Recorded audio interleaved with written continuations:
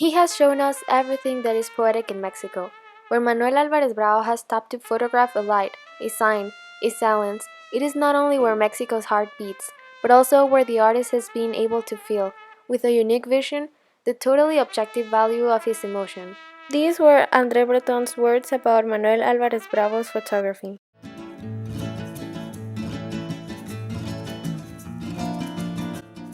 As the Mexican identity was being lost and deflected into a more international culture, Manuel Alvarez Bravo maintained the pure Mexican culture and image through photography. He was born in Mexico City the 4th of February of 1902 and died the 19th of October of 2002, also in Mexico City. At age of 12, his father died, so he dropped out of school and started working. For 16 years, he worked as an accountant in the civil service while the revolution was taking place. However, because his father and grandfather really enjoyed art, he kept doing art. He started off by going to evening classes in painting, literature, music, and later on extending it to pre-Columbian art and sculpture. His first influence in the world of photography was Hugo Breme, which decided him to buy his first camera. Hugo Breme was a German photographer that was also interested in Mexican culture. Bravo met Breme in Breme's photographic studio in Mexico. Bravo started to acquire photographic techniques since here.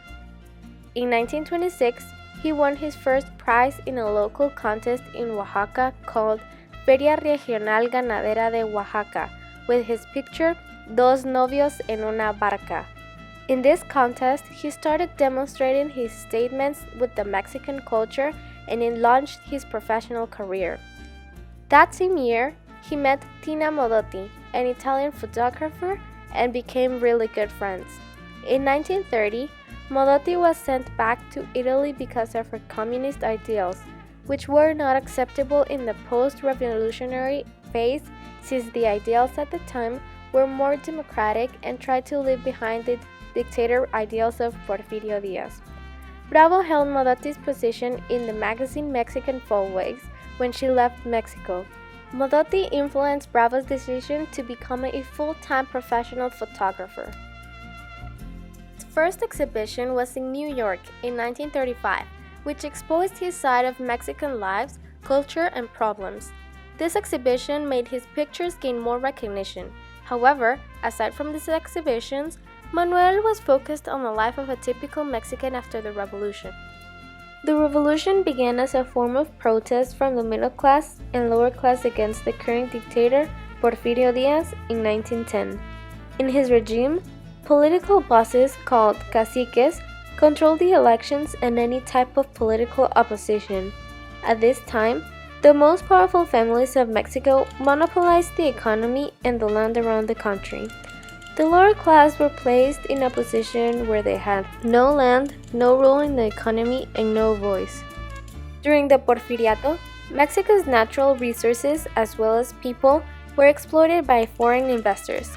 Labor was extremely cheap, almost free, thanks to the support of the dictator. The lower class was submitted to exploitation in plantations, mines, constructions, and many more. Everything started to change until 1924, when Plutarco Elias Calles was elected as a president. The revolution for many people was beneficial, but Bravo knew that there were still problems inside the society of the working class. The elite class had benefited with excellent education, free healthcare, land, and many more things after the revolution. However, the lower class seemed to be stuck in the same place. The workers had lost their political power and voice. This made the working class upset and disillusioned on the revolution, since they were the least benefited after all.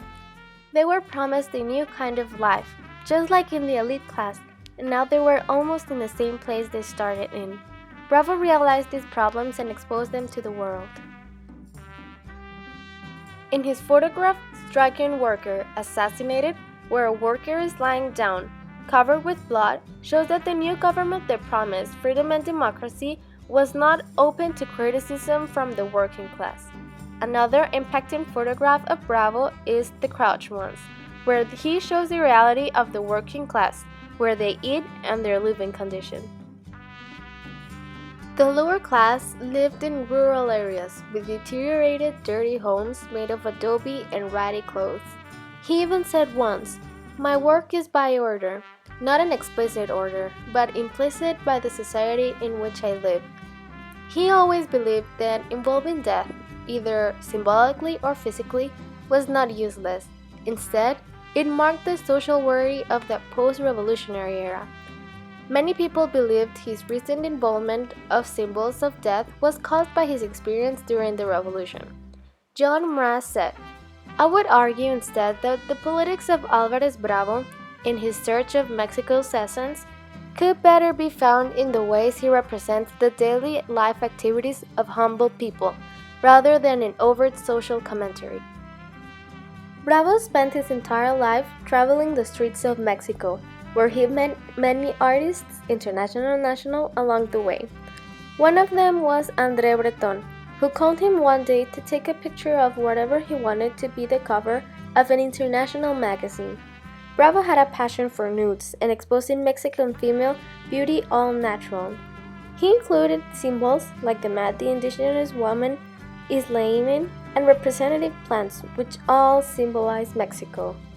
His passion for photographing nudes in another way was influenced by Picasso's Cubism. The picture of Retrato del Eterno represents the daily form of women getting beautiful. A historian said, "His experience of the Mexican people resulted him in such a natural degree that turning it into an aesthetic or a task, it would have seemed a fraud."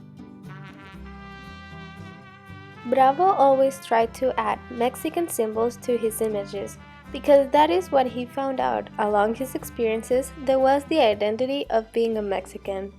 We often can see the transformation and meaning behind many objects in his pictures. For example, the man represents a typical textile mat from Mexico, but because Mexicans are trying to be westernized, he used a plain mat and not a folkloric mat. As well as he uses a bonsai that represents the typical maguey plant.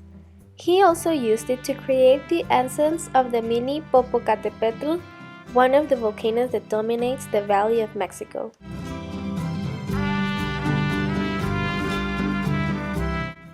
La poética de Manuel Bravo es muy particular, lleva una nostalgia a través de todas sus imágenes, habla de ausencia, habla de pérdida, habla de la belleza de la vida, de la apreciación de vida, de lo frágil de la vida. Es una fotografía con valores bastante modernos en cuanto a la fotografía, en cuanto a su técnica, en cuanto a la connotación de las imágenes, ¿verdad? Que específicamente habla de una ausencia, de una mujer, de un aspecto femenino, del abandono, de la decadencia, el abandonar esta vida.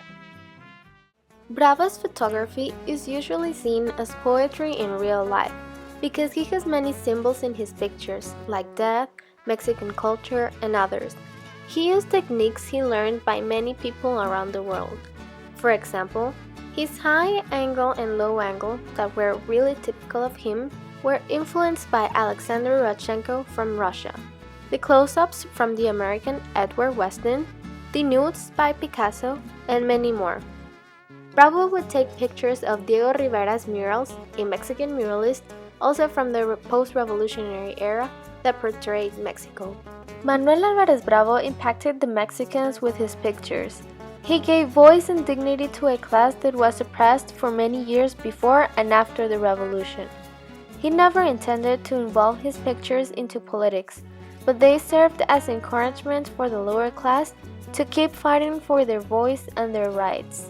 All of his images are the eternal definition of what is a Mexican. Manuel Alvarez Bravo dedicated his life to explore Mexico's streets and culture. In every journey, he encountered the loss of Mexican identity and lost cultures. He also encountered many artists around the world thanks to his exhibitions. Bravo exchanged the real Mexico to the world, as well as many techniques and relationships with other international and national artists.